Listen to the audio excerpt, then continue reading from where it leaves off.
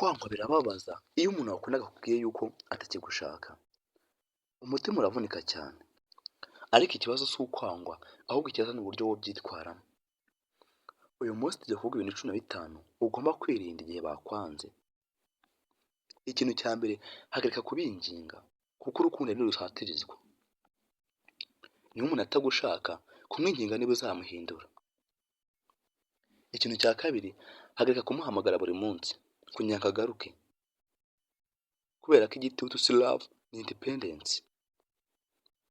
Ikintu cya gatatu, hagarika kumwandikira ubutumwa burebure kuko paragarafu zuzuye amarira ntizihindura umutima utagushaka. Ikintu cya kane, hagarika kumukurikirana ku mbuga nkoranyambaga kuko guhora umureba bizakongerera umujinya n'uburakari. Ikintu cya gatanu, hagarika kumwiyitirira ikosa ryose kuko si buri munsi wakoze nabi. Rejection si proof uko utari w'agaciro. Ikintu cya gatandatu, hagarika kwigereranya n'uwagushimbuje. Kwigereranya bizatuma wiyangiriza confidence yawe. Ikintu cya karindwi, hagarika kwihorera kuko kugerageza kumubabaza ntawe ntacyo bizagufasha. Ikintu cya munani, hagarika kwigereranya nawe cyangwa se uhagarika kwinginga umutima we ko kumwiyangisha gutakaza indangagaciro zawe, ibyo ntibizagufasha. Ikintu cya cyenda, hagarika gutekereza ku buzima bwawe bwarangiye kuko rejection ni chapter, si iherezo ry'igitabo cyawe. Ikintu cya cumi ugomba gukora,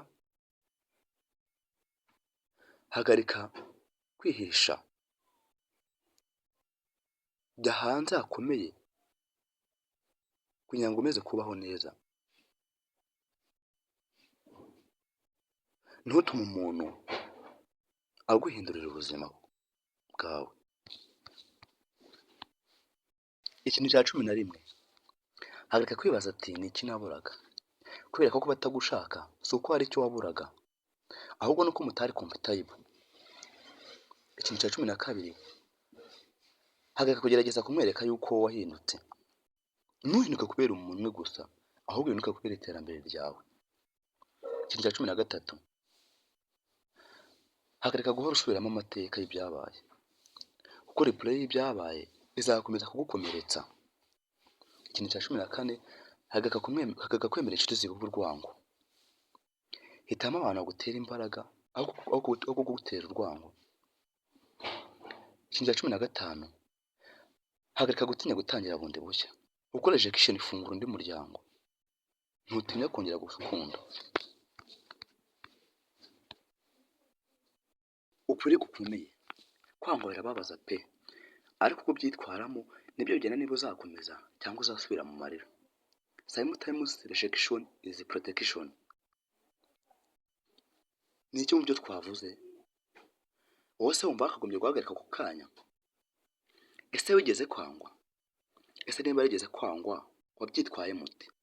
Twandikira hasi muri comment tuvugane, ukande like, ukande na subscribe niba ushaka content yubaka umutima n'imiterere.